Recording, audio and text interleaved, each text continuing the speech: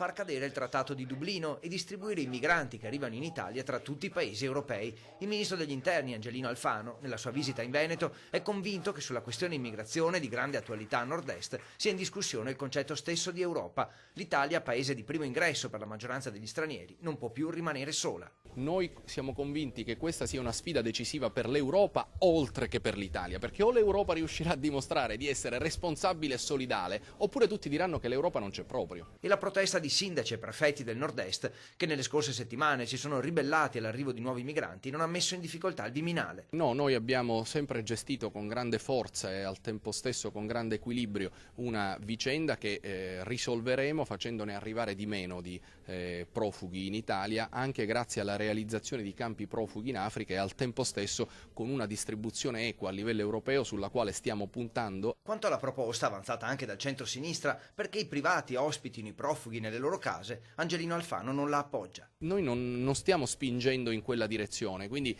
noi lavoriamo per riuscire a far tutto senza ricorrere alle case private. Il governo approverà in questi giorni anche un decreto sulla sicurezza che sarà presentato in anteprima la prossima settimana, pochi giorni dopo la chiusura delle urne proprio in Veneto, previste nuove norme e un giro di vite sui furti in abitazione, così diffusi in Veneto, e su altri temi. Raddoppiata la pena per i furti in appartamento, che siano puniti quelli che rovinano i nostri centri storici, i nostri centri urbani, i cosiddetti writers, i veri deturpatori, e una legge che renderà più sicure le nostre città, anche dal punto di vista dei cortei e anche realizzando delle norme contro l'accattonaggio molesto e invasivo.